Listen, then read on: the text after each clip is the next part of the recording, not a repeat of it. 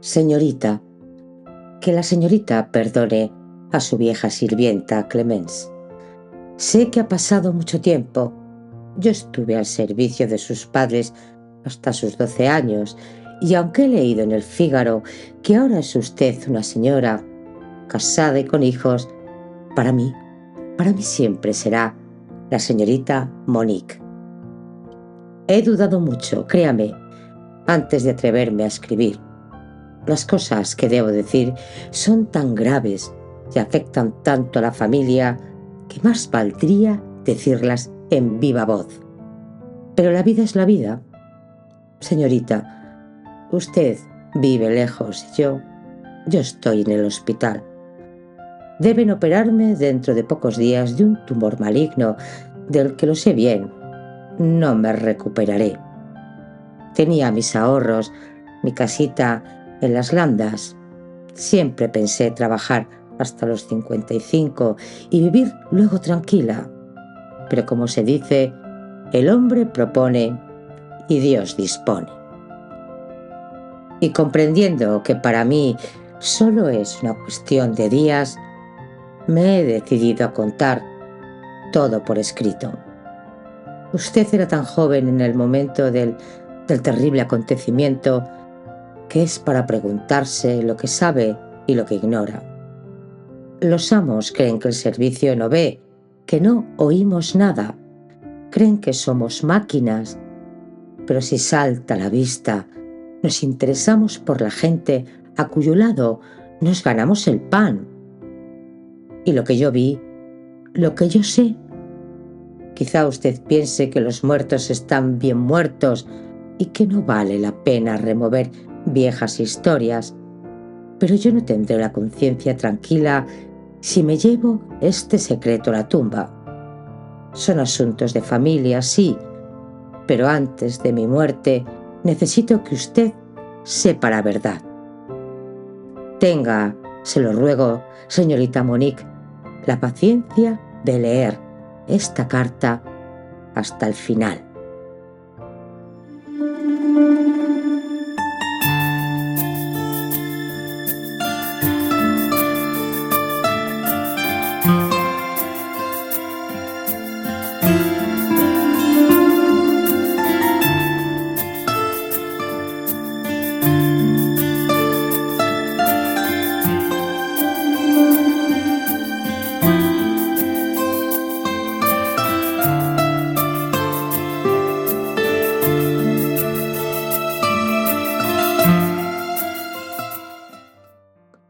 Hola, queridos oyentes del Oído Literario.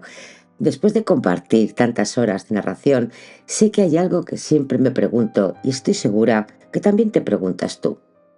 Cuando terminamos de escuchar una obra magistral, la curiosidad se vuelve inevitable. ¿Qué tipo de vida pudo gestar una belleza así? ¿Qué dramas personales alimentaron esa pluma? Y es que el contexto es tan vital como el texto mismo. Por eso he creado un nuevo rincón para ti. Si te apetece, se llama Momentos Estelares. Y es que es el canal dedicado a las biografías de los autores y autoras que narro aquí en el Oído Literario, un proyecto que hace de mi propia necesidad de investigar y comprender a fondo quiénes eran realmente esas personas. En Momentos Estelares te invito a conocer la vida detrás de las voces. Ya inauguré el canal con 3 autores que conocéis de sobra. Stefan Zweig, que dio nombre al canal. Edith Wharton, una maestra de la elegancia. Y, cómo no, Irene Neminovsky. Su historia es clave para entender la intensidad de su escritura. Y es que para mí comprender la biografía de un autor es el paso definitivo para apreciar su obra. No es sentimentalismo, es entender la precisión de su dolor y la inteligencia de su mirada. Te espero en Momentos Estelares. Busca el canal aquí abajo en la descripción, te dejo el enlace directo. Suscríbete si te gusta, comparte, ya sabes. Así, cuando escuches la próxima historia, novela, cuento aquí, ya tendrás el mapa de ruta para comprender a su creador. El oído literario y momentos estelares son dos complementos indispensables para comprender mejor a la obra y al autor.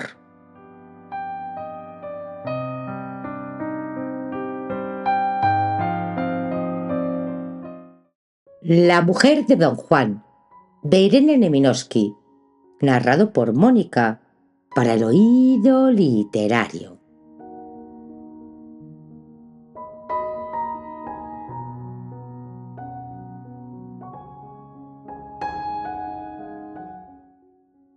...2 de agosto de 1938. Señorita, que la señorita perdone a su vieja sirvienta llamarla así. Sé que está casada y he leído en el Fígaro el feliz nacimiento del pequeño Jane Mary y de su hermana. Felicito muy respetuosamente a la señorita. Los niños deben tener ahora 4 y 2 años. ¡Qué bonito! Es la edad más graciosa cuando los niños solo pertenecen a su mamá. Pero para mí, que estuve al servicio de sus padres hasta sus 12 años y no he vuelto a verla, siempre será señorita Monique. Me tomo esta libertad, disculpándome de nuevo. He dudado mucho tiempo, señorita, en escribir. Las cosas que debo decir son tan graves y afectan tanto a la familia que más valdría, eso es seguro, decirlas en viva voz. Pero la señorita vive en Estrasburgo, tiene 2 hijos pequeños. Los tiempos son difíciles para todo el mundo y no creo que dejaría Estrasburgo por París para venir a ver a su antigua criada, a la que sin duda ha olvidado, incluso si tengo que decirle cosas de la mayor gravedad sobre sus padres. Después de todo, los muertos están bien muertos y no puede exigirse de nadie un viaje tan largo y tan costoso para oír viejas historias que quizá ya no interesen a la señorita. Puede estar segura de que no se lo reprocho. La vida es la vida y cada cual tiene que vivir ante todo la suya. Ir a ver a la señorita no me es posible porque estoy enferma en el hospital, donde deben operarme dentro de pocos días de un tumor maligno del que creo que no me recuperaré. Al principio me encontré muy mal. Tengo 52 años. Tenía algunos ahorros. Poseo una casita en mi tierra, en Surprise, en las Landas. Siempre había pensado trabajar hasta los 55 y vivir luego tranquilamente en mi casa. Vivir en casa de los demás termina cansando, sobre todo cuando una ya no es muy joven.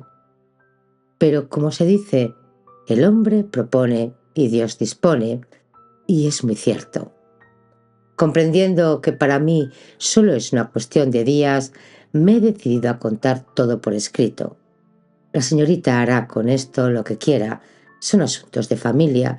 No tengo por qué entrometerme, pero tendré la conciencia tranquila y ningún temor sobre lo que pueda pasar después de mi muerte, como ahora que estoy angustiada por las cartas que hay en mi casa. Para hacer comprender bien todo a la señorita, interrumpiré esta carta, la retomaré y terminaré esta semana con toda calma. Cuando se recuerda el pasado, se querría decir todo. No se sabe qué escoger. Es muy difícil. Pero tengo una semana por delante. Me operan el martes próximo. Sería posible antes, pero como es verano, no hay mucha gente en los hospitales y como cobran tanto al día de los seguros sociales, les interesa conservar mucho tiempo a los enfermos, cosa que hacen. La señorita Monique tendrá, por tanto, eso espero, la paciencia de leer esta carta hasta el final. 3 de agosto. La señorita era tan joven en el momento de la muerte del pobre señor que es para preguntarse lo que sabe y lo que ignora.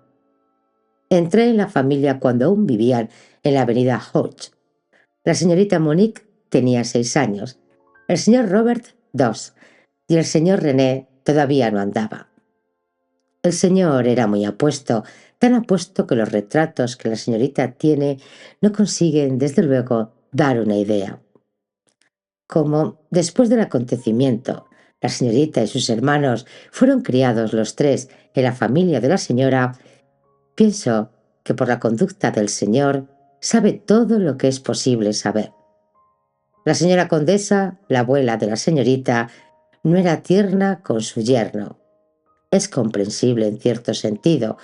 Se trata de los celos naturales de la madre. Ay, señorita Monique, si Dios me hubiera dado hijos, habría tenido celos de su amor. Habría temblado por su felicidad, hasta matar a quien hubiera traicionado a mi hija. Señorita, cuando me coloqué en la avenida Hodge, todas las doncellas se quedaban 6 o 7 meses, nunca más. ¿Comprende la señorita los motivos, ahora que está casada y conoce la vida? Yo tenía 34 años. Había recibido instrucción, escuela hasta los 14 años, gracias a los sacrificios de mi pobre madre. Nunca le estaré bastante agradecida, incluso ahora, a pesar de haber olvidado tantas cosas. No era como esas pobres chicas que no saben nada. Creen todo lo que les cuentan y que la vida es como el cine. Si yo hubiera mirado a alguno, habría sido de mi ambiente y no un rico que solo puede dar a una pobre chica besos que más tarde se pagan con lágrimas. No estaba hecha para eso. Siempre he sido muy tranquila, Dios mío, con el Señor, pero era imposible no ver lo guapo y seductor que era, con qué aire se burlaba de las gentes, sus dientes magníficos y su bigotito encima de sus bellos labios. Era generoso, señorita Monique. Los hombres generosos son muy raros. Amaba a las mujeres no solo para tener aventuras y vanagloriarse, sino que cada vez era la gran pasión. Se cansaba enseguida, pero al principio era todo fuego y todo llama. Había permanecido joven de carácter. Era muy joven. Tenía 2 años menos que la señora. Desde luego, la señorita sabe que él y la señora eran primos hermanos, criados juntos, y que toda la fortuna era de la señora. De no ser así, nunca se habría casado, y mucho menos con la señora, que la pobre no era guapa. Sé que desde el terrible acontecimiento y hasta su muerte estuvo enferma, permaneció la mayor parte del tiempo en Suiza. La señorita no debe acordarse de cómo era antes su madre. No tenía una cara más fea que otra mujer, incluso sus ojos eran bellos, pero su cuerpo no era agraciado, demasiado alta, demasiado delgada, y se habría dicho que los brazos y las piernas la molestaban.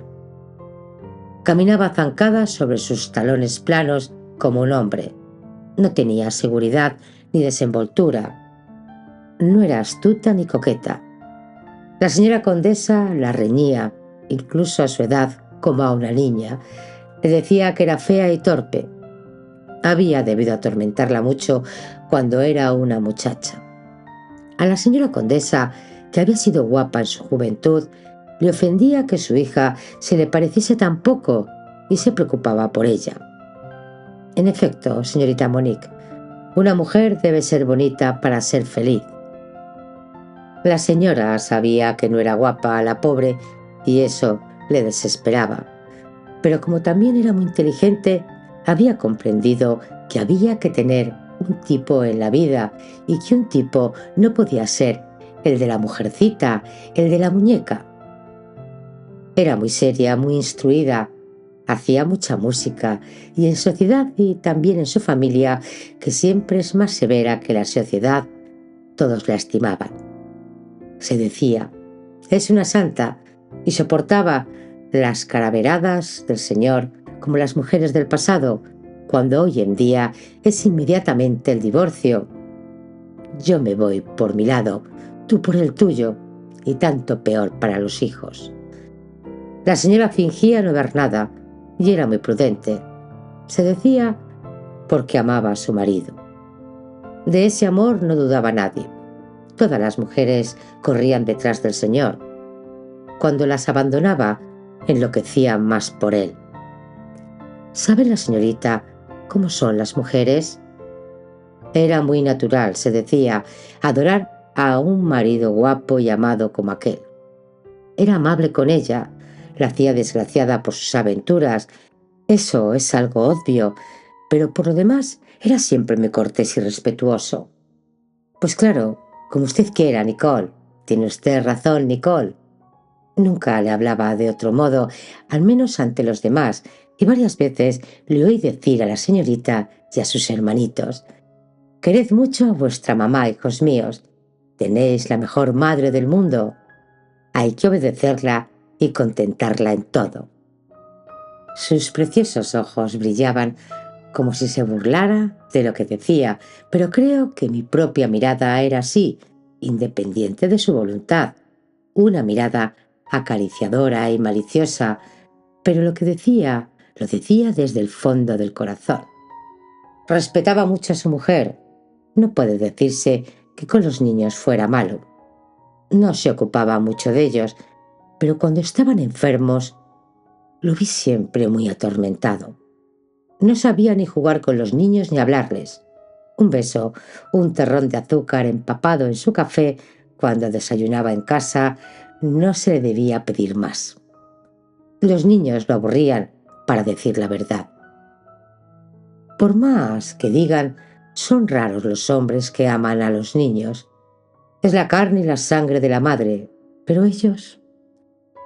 En cuanto a la señora, solo vivía para los niños y se decía que éstos deberían venerarla más tarde como a una santa, pero era fría y solemne con sus pequeños como con los demás.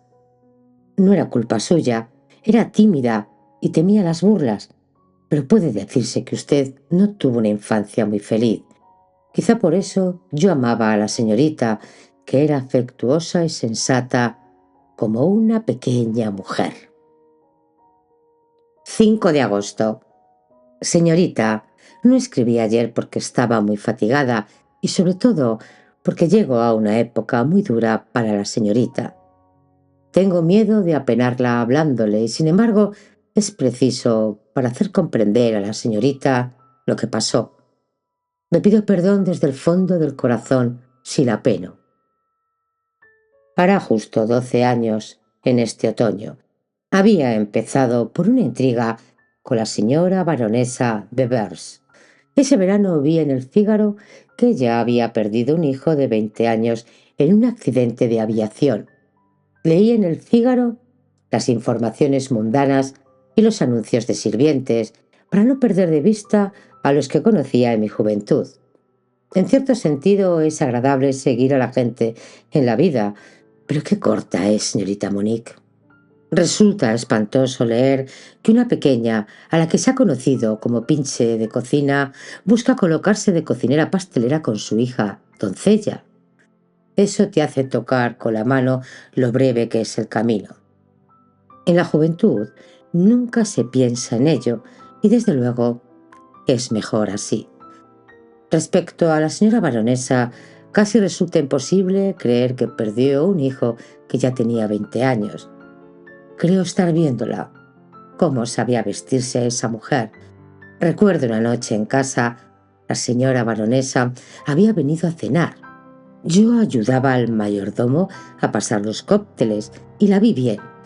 Se hablaba del señor y de la señora baronesa, que estaban juntos desde la primavera pasada, pero al señor nunca le había durado tanto tiempo una mujer.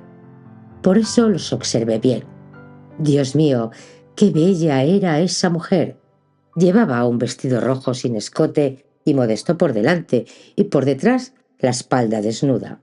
Acababa de volver de Biarritz y su piel estaba totalmente dorada. Ese efecto del vestido cerrado por delante y descotado detrás ha sido después algo común, pero entonces era la primera vez que se veía en sociedad. Y señorita Monique, los ojos de aquellos señores, me parece estar viéndolos. Los hombres son como animales, hay que decirlo. Nadie creía que fuera algo serio por ninguna de las dos partes. En el gran mundo, y cuanto he visto, señorita, las historias de amor sirven más para hacerse admirar por el público que para mostrar verdaderos sentimientos. Un poco de diversión, vestidos bonitos, bella lencería, algunos piques de amor propio y de celos por aquí y por allá. Luego, adiós y a otro. Pero para el señor y su buena amiga hay que creer que era verdaderamente amor. Llega como un ladrón. Se apodera de nuestro corazón antes siquiera de saber su nombre. Para el señor, que había tenido tantas mujeres para él, parecía ser la primera vez. Él, que siempre estaba alegre y burlón, se había vuelto muy pálido y triste. Y ella lo devoraba con los ojos. Entre nosotros empezábamos a decir que aquello olía a divorcio. El divorcio es cierto que casi inmediatamente los dos lo habían deseado, pero toda la fortuna que pertenecía a la señora frenaba al señor. Quizá también los hijos. No querría dar a la señorita malos pensamientos sobre sus pobres padres, ni hacerle creer que ella y sus hermanos eran olvidados en estos cálculos. Le repito que el señor no era desde luego malvado. Estoy segura de que el divorcio le daba miedo por sus hijos, pero sobre todo, hay que decirlo, por el dinero. No es que el señor amase el dinero, estaba demasiado bien educado para eso, pero desde su matrimonio no le había faltado nunca, y uno es esclavo de la costumbre. En fin, sea por eso o por otra cosa, incluso si eso parece triste a la señorita y la hace pensar amargamente en sus padres y en su infancia, hay que decirse que los dos ya han muerto. Dios los ha juzgado, y Él solo tiene derecho a juzgarnos, mientras que nosotros no debemos hacerlo, sobre todo respecto a nuestros padres que deben sernos sagrados, como ahora que la señorita es madre, es su interés creerlo. Señorita Monique, naturalmente delante del servicio se ocultaban, pero eso es imposible. Una palabra que se oye al ir a hacer la cama, un pañuelo empapado en lágrimas bajo una almohada, un rastro de maquillaje en una chaqueta, no se necesita más. Los amos creen que se los espía y que se trata de curiosidad. Le aseguro, señorita, que los asuntos de los amos no nos interesan. A menudo muchas cosas nos repugnan hasta el punto de que se preferiría no ver nada, pero si salta a la vista. A menos de ser una máquina, nos interesamos por la gente a cuyo lado nos ganamos el pan. Por eso, señorita, puede estar tranquila. Todo lo que le digo, todo lo que tengo que decirle, como ante Dios, lo juro, es la verdad. 6 de agosto. Señorita Monique, jamás olvidaré ese día 2 de noviembre, hace 12 años. Era un auténtico día de los difuntos. No llovía, si se quiere, más que una llovizna que oscurecía todo. No me gusta ese tiempo, entristece, y desde ese día ya no puedo soportarlo. Desde septiembre estábamos en el campo, en casa de los padres de la señora, para la temporada de caza, como todos los años. Había grandes hogueras por todas partes. Era el final. Los invitados se iban. Nosotros debíamos volver a París 15 días después. Pero la señora baronesa, seguía allí. Todo empezó por la mañana. El señor y su amiga se habían encontrado en el parque, en una parte a donde nunca iba nadie. Como después de todos los acontecimientos, la casa se vendió, ni la señorita ni sus hermanos deben acordarse bien. Los tres tenían la varicela y los acostaban aparte, lo cual, en cierto sentido, es una suerte, porque no supieron enseguida lo que había ocurrido. Se les pudo decir poco a poco, muy suavemente, pues era deber de todos tener compasión de una infancia inocente. Pobres pequeños, es muy triste un drama semejante cuando hay niños. Así pues, en la parte abandonada del parque, el segundo jardinero me dijo que había visto pasar al señor y a la señora baronesa. Caminaban uno al lado del otro y hablaban muy bajo. No era una conversación de amor, tenían una expresión demasiado seria. Seguramente debían hablar del divorcio y del dinero. La señora baronesa no era rica. En su casa ocurría lo contrario de lo que se veía en la nuestra, la fortuna en manos del marido.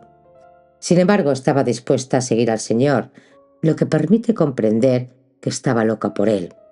En efecto, para una mujer de la alta sociedad era un grave sacrificio lo que quería hacerle. Se almuerza y después del almuerzo la señora sigue al señor y le dice: no había nadie más que el mayordomo que los servía, lo supe todo por él. Tengo que hablarte, Henry. No tengo tiempo, dijo el señor. Lo lamento, Lincoln. Pero es muy importante, dijo la señora reteniéndolo. Por fin él responde mirando siempre la puerta por la que la señora baronesa y los demás invitados acababan de salir. Esta noche, Nicole. Esta noche sin falta.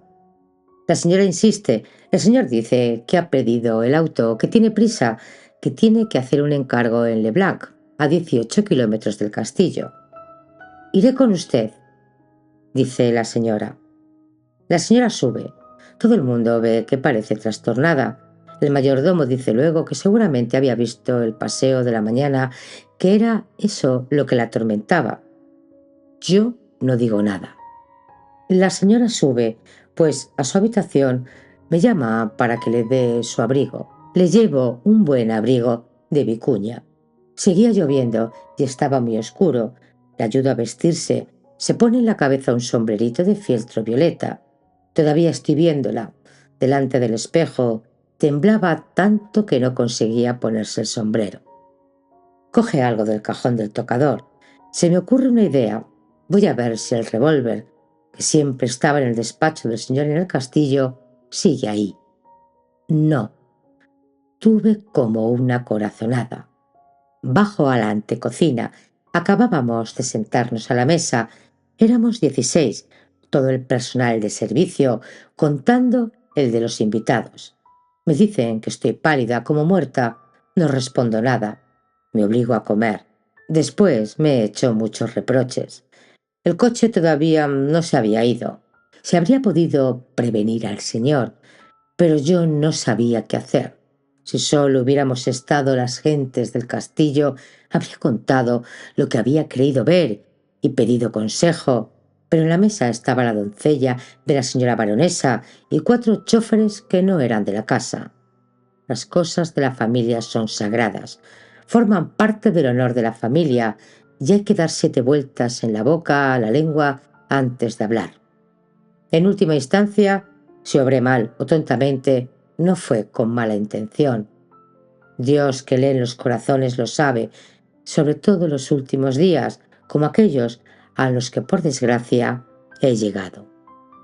Por eso finjo comer. El chofer, Augusto, manda sacar el coche y el señor y la señora se van. Todo lo que pasó después lo cuento con palabras del chofer, Augusto. Vaya drama. Se ha hablado y hablado muchas veces, pero desde el momento de la partida del auto yo temblaba. Es decir, que sentía la desgracia en el aire. Por haber pasado por muchas familias y casas, cada una con sus historias, sus secretos, que aseguro, señorita Monique, que se adivina si una casa es feliz o desgraciada. Conozco al mayordomo. Bebía, quizá por eso era tan delicado. Pero si conseguía un empleo y olía ese aire de desgracia... Ah, no, yo no me quedo aquí. Y en 2 ocasiones, por lo menos que yo sepa, acertó de lleno. Una vez una quiebra, otra un robo, cosas, todas ellas, muy desagradables para el servicio. 7 de agosto. Señorita, baste decirle que la prueba de lo inquieta que yo estaba es que subí a verla. Quizá la señorita se acuerde porque ya tenía 12 años. A esa hora yo no tenía nada que hacer en su habitación. No era mi trabajo, pero tenía en mi corazón tanta compasión por los niños que quería verlos, sobre todo a la señorita Monique, a la que siempre había preferido a sus hermanos. Me gustan más las niñas, son más cariñosas. La señorita estaba sentada en su cama con un libro, unos recortables y una labor de calceta, como una mujercita. Trabajaba tan bien y con tanta maña. Fui yo la que le enseñó los primeros puntos de calceta y la señorita hacía una camiseta para mi sobrinita. La señorita Monique siempre ha tenido buen corazón. Estaba con ella desde hacía 5 minutos cuando se oye volver al auto, después unos portazos y luego nada. Pienso, Virgen Santa, ya está. Y, ay, tenía razón, todo había acabado. Lo que ocurrió, según Augusto, fue lo siguiente. Había salido del parque y se dirigía hacia Leblanc. Del principio de la conversación no pudo decirme nada. De repente el auto se habla más fuerte y Augusto oye. Se lo suplico, decía la señora. No, dijo el señor y se echó a reír, pero suavemente, decía Augusto, casi para él mismo, como si algo lo divirtiese. Aquella risa pareció que hacía enloquecer a su mujer. Lanzó un chillido y casi al punto Augusto oyó el disparo de revólver. No había dado crédito a lo que oía. De hecho, un revólver produce un pequeño chasquido. Uno se pregunta ¿qué se ha oído? Si no es una rueda que ha estallado. Pero en el hielo vio al señor caer hacia atrás echando sangre. Pobre señor, había reído por última vez. El tiempo que tarda Augusto en frenar, abrir la portezuela, coger al señor en sus brazos y tenerlo a un lado de la carretera, pero ya no respiraba. Entonces Augusto volvió hacia la señora, que no se había movido. Seguía sosteniendo el revólver. Se aferraba a él. Hubo que arrancárselo a la fuerza. No decía nada. El pobre Augusto no sabía qué hacer. Aguardó 5 minutos largos esperando que pasase alguien de la familia, pero no venía nadie y llovía. En cuanto al señor, estaba claro que había muerto. Augusto, por lo tanto, cogió el cuerpo, lo llevó al auto al lado de la señora y volvió al castillo. Dijo que durante todo el trayecto la señora no tuvo una mirada para el señor. En una curva el cuerpo se inclinó como si estuviera vivo. Cayó al suelo sobre la alfombra, pero la señora no hizo el menor movimiento para levantarlo. Cuando el coche se detuvo ante la escalinata, el señor estaba medio caído de un sitio, con la cabeza contra el suelo y la sangre que había caído muy despacio. Un delgado hilo de sangre saliendo de su boca. Ello lo ensuciaba todo. Augusto estaba poniéndose enfermo de verlo, mientras la señora nada, los ojos fijos, la cabeza erguida. Y esto es, señorita Monique, lo que todo el mundo sabe y lo que todos los periódicos de la época contaron sobre el drama espantoso que dejó, puede decirse, 3 huérfanos porque la muerte se había llevado a su papá y su mamá iba a serlo también por la cárcel, el proceso y lo demás, y luego su muerte, la pobre con 38 años. Naturalmente, a todos los que preguntaban ¿qué le harán?, se les respondía: la dejarán en libertad, es un crimen pasional, de eso no hay la menor duda, con su fortuna y sus relaciones la dejarán en libertad. Cierto que si un asesinato puede tener una excusa, era desde luego aquel a primera vista. Una mujer que había sido una esposa perfecta y una mujer irreprochable a la que su marido engañaba, que había soportado todo por los hijos, sin una palabra, que había sufrido 13 años. Luego, un día, una mujer no se había contentado con quitarle el cariño de su marido, sino que quería arrebatar un padre a sus hijos. ¡Ay, señorita Monique! Pobre y pequeña señorita Monique.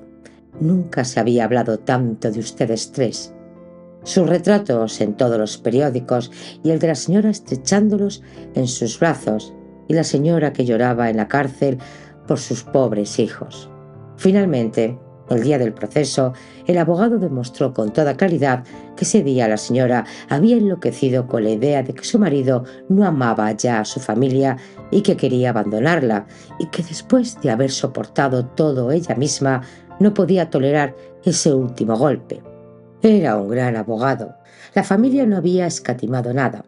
Costó caro, me dijeron, pero ese dinero se lo había ganado bien. Durante el proceso todo el mundo lloraba, incluso las mujeres que habían hecho todo lo que habían podido para robar a la señora su esposo estaban llorando y decían que era una mártir. Ahora que me acuerdo de todo esto, me vienen muchos recuerdos que creía olvidados. No puedo dejar de recordar también a la señorita Monique. Si se puede, tampoco hay que dejar que los recuerdos, que sean tristes, se pierdan. Cuando uno es viejo o está enfermo, como yo lo estoy, y ya no se puede trabajar, pensar en el día siguiente es demasiado triste. Entonces, ¿qué se haría, Virgen Santa, si no hubiera nada que recordar? Veo incluso una cosa muy curiosa. Los recuerdos que creía divertidos, como los juegos con mis pequeños compañeros en la escuela y la naranja que me daba mi pobre madre el 1 de enero, esos me hacen llorar, y otras cosas que eran tan importantes. Un chico que me hacía la corte y se casó con otra cuando yo tenía 20 años. Me haría más bien sonreír pensando en mi pena horrible de esa época, como si un solo hombre en el mundo mereciese la pena de derramar lágrimas por él. Así, lo que escribo, aunque ahora entristezca incluso a la señorita, un día será más ligero. Crea usted a su vieja criada. Fue una semana después del drama. La varicela se había curado, pero la señorita estaba fatigada y se le acostaba a las 7 y le llevaban su cena en una bandeja. Y una noche, cuando pasaba junto a la puerta de los niños, me parece que oigo llorar. Abro sin hacer ruido. La señorita no me había visto llegar. Estaba echada sobre un costado, muy pegada a la pared, como un pobre pajarillo que tiene frío. Lloraba, y yo, señorita, tenía miedo de hacer ruido al llorar. Contenía los sollozos con todas sus fuerzas, pero un niño no puede llorar en silencio, se aprende más tarde. Entro y digo también, con toda la dulzura posible: ¿por qué llora, señorita Monique?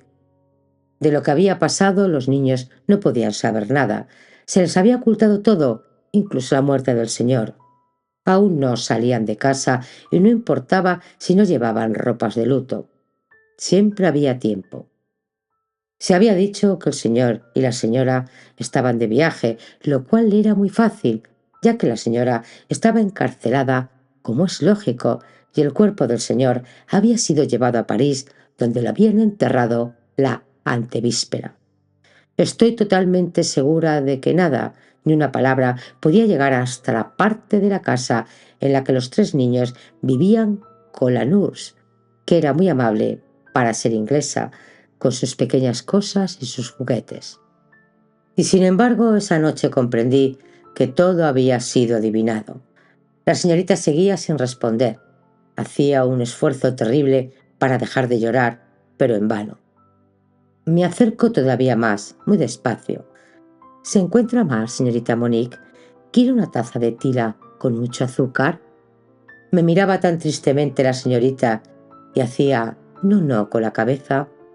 Sigo preguntando: ¿qué le pasa, señorita Monique? Dígaselo a su vieja Clemence, que tanto la quiere. Y la señorita, siempre tan amable, tan educada: no, te lo aseguro, no me pasa nada, mi buena Clemence. Entonces le remeto la ropa, me entretengo un poco para no dejarla sola.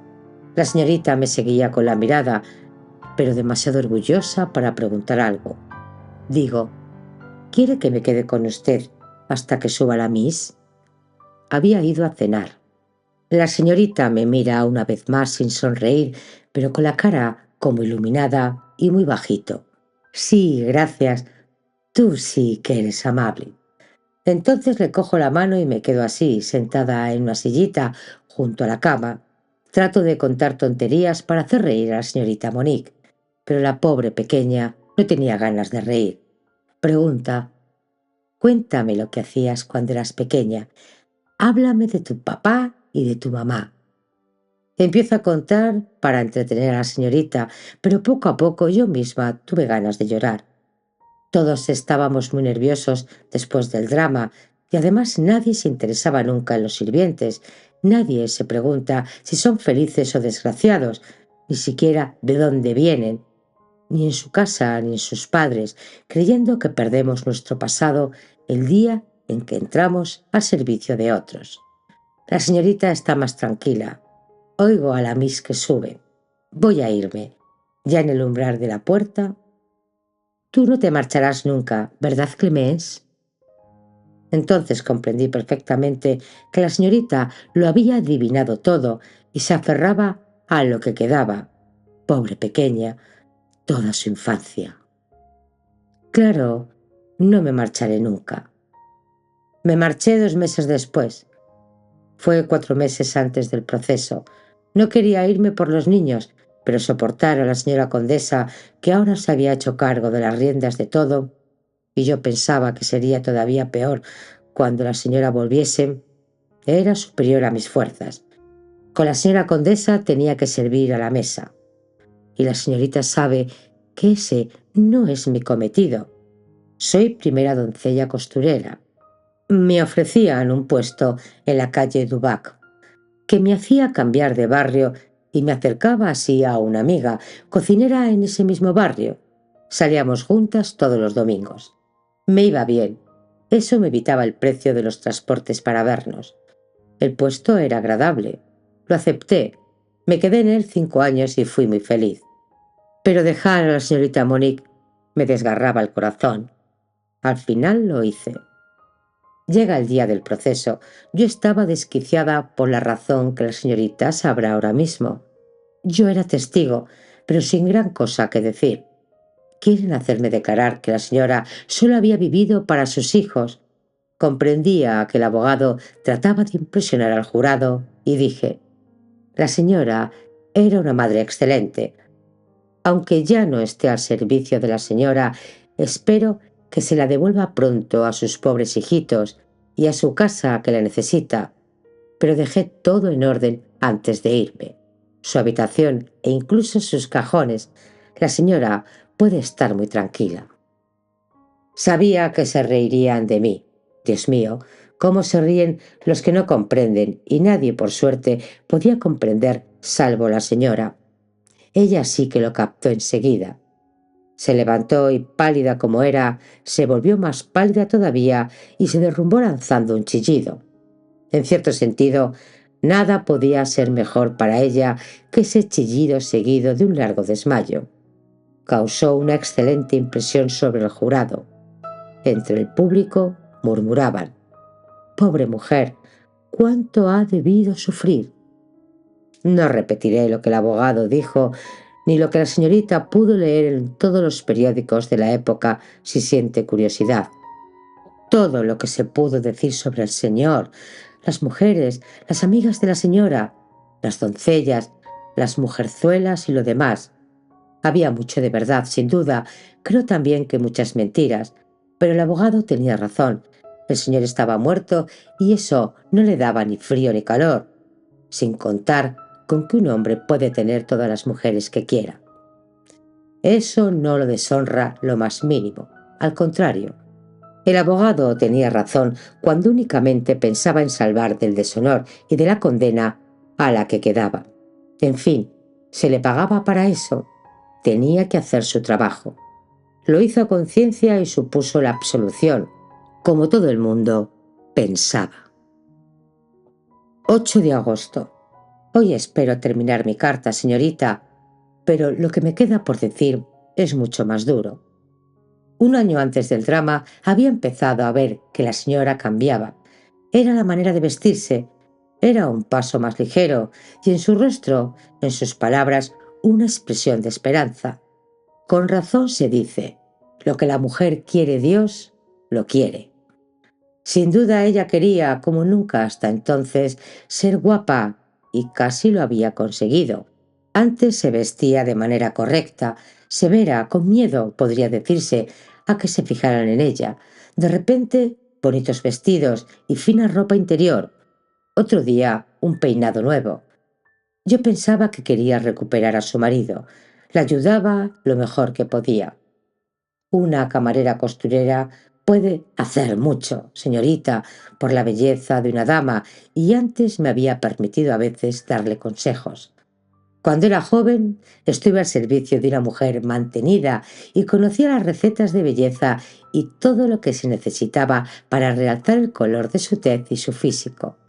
La señora tenía una piel encantadora, pero cuando yo decía: Hágame caso, la señora debería hacer esto o aquello, todavía es joven. Ella movía tristemente la cabeza. Es inútil, mi pobre Clemence. Fue una mujer muy desgraciada. Estaba en su carácter no poder aceptar las cosas como son y en su orgullo no intentar cambiarlas. Lo mismo con los hijos.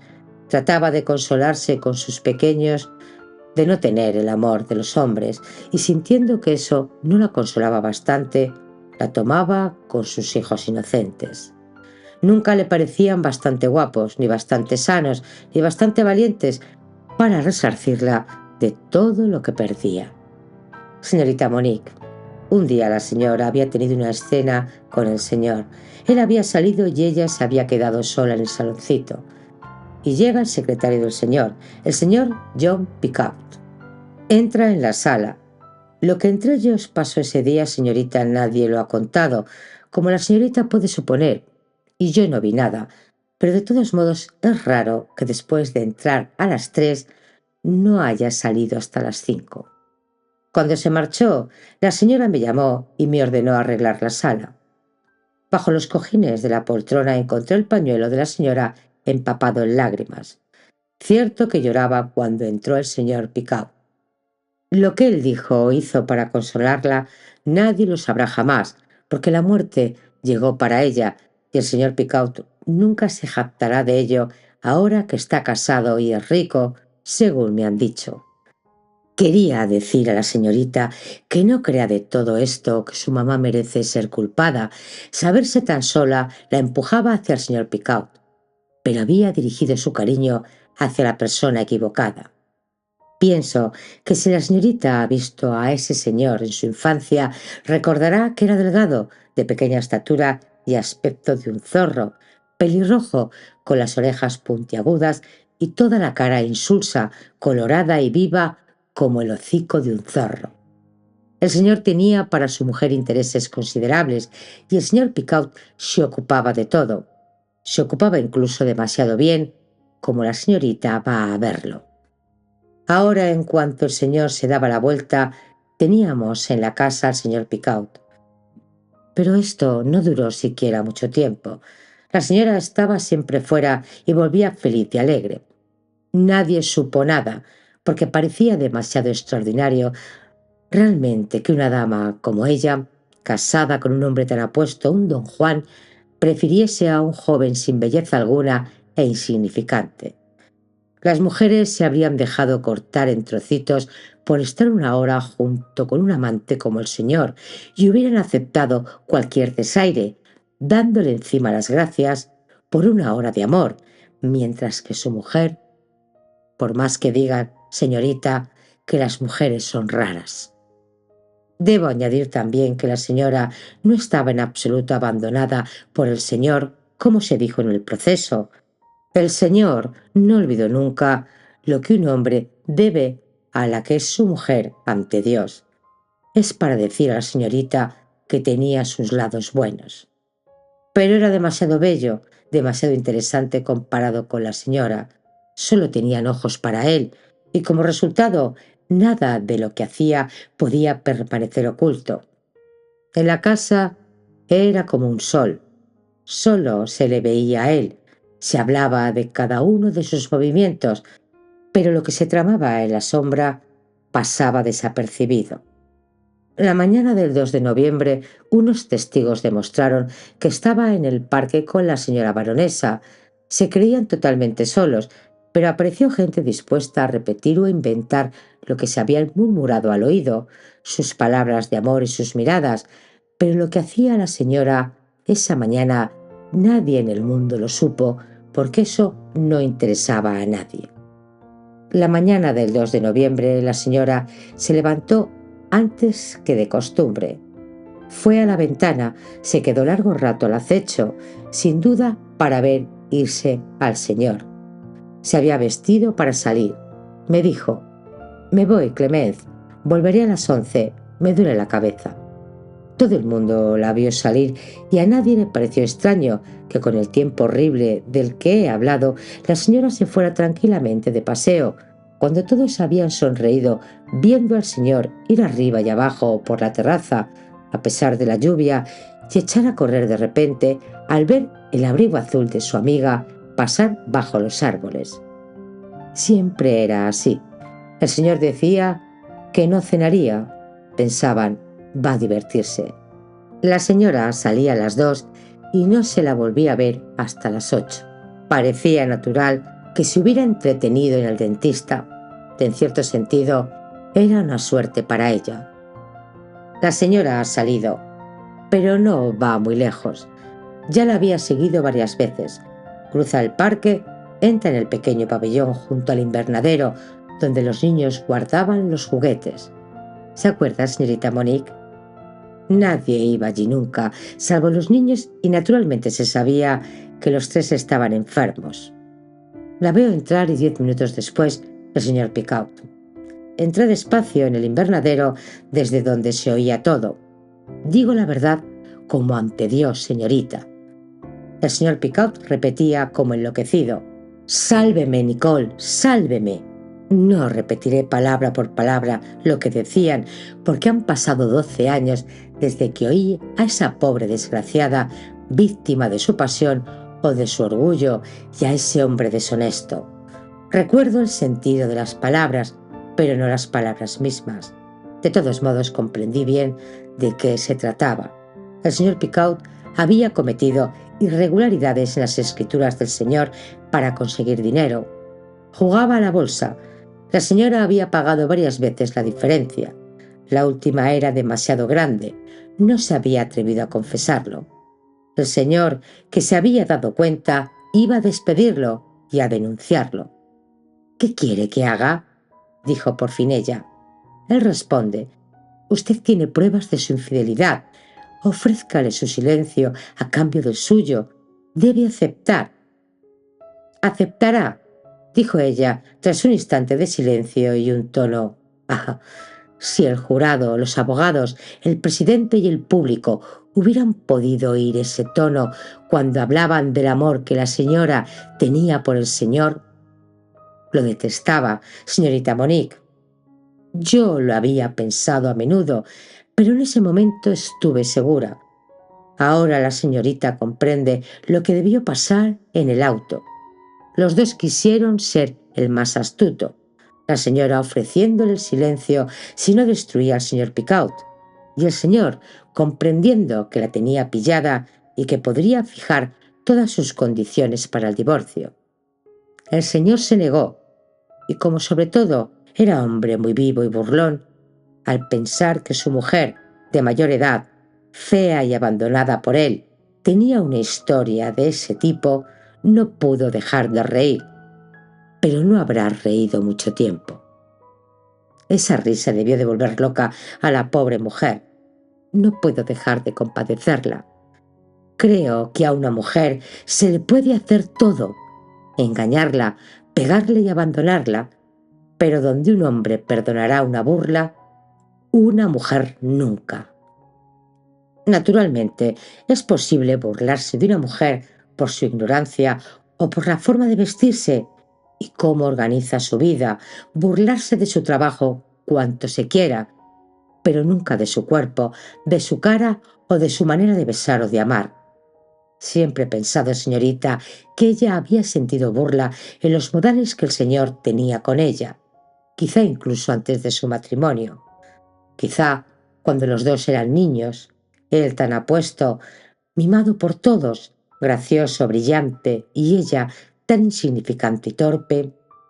Y cuando se casaron, estoy totalmente segura de que nunca se rió de ella como puede hacerlo un obrero o un campesino. Era un señor que había tenido una buena educación, pero una mujer intuye lo que no se le dice y lo sufre. Cuando se quedaban solos por la noche, cosa que ocurría raras veces, el señor la miraba con unos ojos aburridos y una sonrisa. Ella muchas veces he pensado, señorita, que si sus ojos hubieran sido pistolas, el pobre señor habría muerto. Creo que se comete un error casando a primos hermanos como ellos eran. No eran el uno para el otro un hombre y una mujer, sino que pensaban el uno en el otro como cuando eran niños, con los celos de la señora y el desdén del señor. ¿Cómo habían terminado casándose?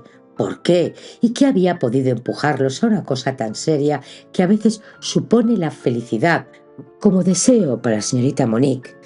Pero la mayoría de las veces, una desgracia, nunca lo sabremos, ni usted ni yo.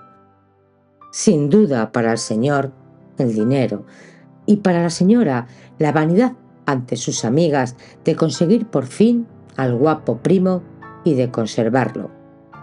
Pobre mujer, si fue culpable, ha sufrido mucho.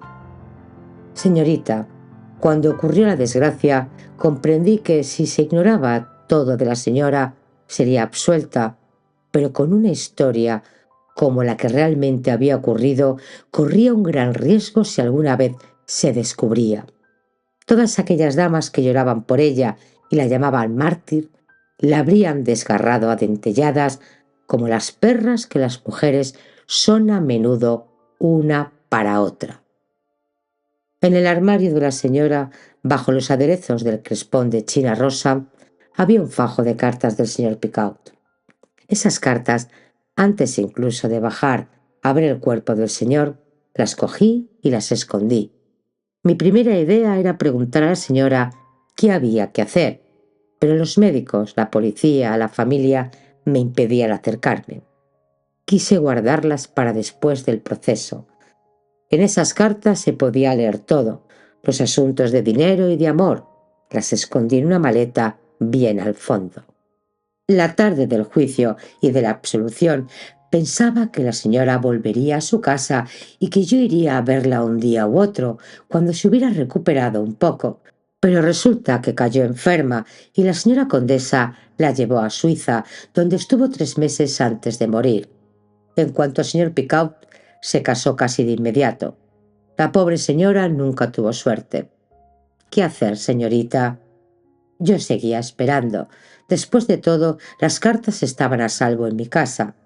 Esperaba devolvérselas cuando se curase, pero se apagó allí, en un sanatorio, muy sola y abandonada de todos, salvo de la señora condesa, que no la dejó hasta el último momento, como era su deber hacerlo, aunque yo pienso, pobre señora, que no fue por ello más feliz.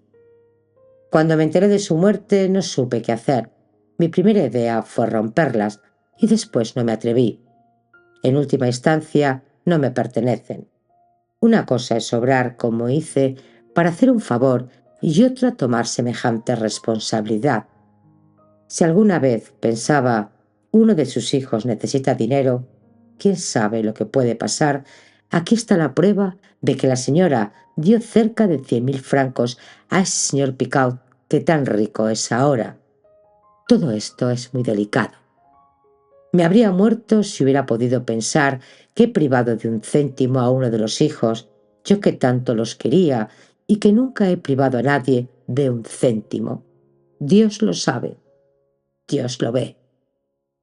Si la señorita no viviera en Estrasburgo, habría ido a verla, pero la señorita Monique puede comprenderlo. Cuando no se tiene a nadie que piense en nosotros y ha de ganarse con grandes fatigas la vida, estamos obligados a ser cuidadosos con el dinero. El pasado verano estaba casi decidida a ir, pero los billetes del tren han vuelto a subir. No sé a dónde iremos a parar. La enfermedad me cogió de repente. Me trasladaron al hospital donde ahora espero. Esas cartas están en mi baúl con mis cosas, en casa de mi sobrina, que se ha casado en Niza. Al principio había pensado escribirle que me las enviara aquí, pero conozco a mi sobrina. Hay unos celos feroces entre ella y mi sobrino, que está en Belfort. Por supuesto, ella nunca me enviaría el baúl, creyendo que tal vez contiene joyas o papeles de valor, y que pretendo favorecer a mi sobrino. Me sorprenderá mucho cuando muera, porque he gastado todo lo que tenía para construir mi casa, donde pensaba acabar mis días, y ellos nunca se pondrán de acuerdo para venderla. En fin, no me preocupo. No es el dinero lo más precioso cuando se ve a dónde he llegado. Ellos tienen su vida por delante, mientras que la mía ha acabado. Señorita Monique, envío con esta carta la llave del baúl. Permitir a mi sobrina hurgar dentro es imposible. Habría leído todo. Que la señorita vaya a Niza. Creo que se decidirá a ese desplazamiento ahora que sabe todo. Que diga que yo la envío. La dirección es Señora Garnier, 30, Calle de la República. Que reclame el baúl y lo abra. En una esquina a la izquierda, bajo unas ropas de lana, encontrará todas las cartas que pertenecían a su pobre mamá, bien ordenadas en una caja de bautismo de mi sobrino segundo y que también contiene un rosario bendecido en Lourdes. La señorita me haría un gran placer enviándome el rosario. Querría tenerlo conmigo en mi muerte. Las cartas son de la señorita, que hará con ellas lo que quiera, pero si permite a su vieja criada darle un consejo, que no las lea. Hay en la vida muchas cosas que vale más no conocer. Quienes las escribieron están muertos o morirán un día como nosotros. Que la señorita deje a Dios que los juzgue. No nos toca a nosotros hacerlo. Adiós, señorita Monique. Espero que sus pequeños le den muchas satisfacciones. Reciba, señorita, junto con mis respetos, mi entera dedicación. Clemence Labourière. Y hasta aquí la historia de hoy. Espero que os haya gustado. Recordaros suscribiros al canal y a unirse para pertenecer al Club El Oído Literario y así disfrutar de excelentes ventajas. Muchas gracias y hasta muy pronto.